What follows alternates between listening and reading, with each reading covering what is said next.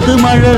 அச்சுறுத்தும் ஆத்தங்கர முன்னாலதான் வீட்டிருக்கும் சாமி வந்தான்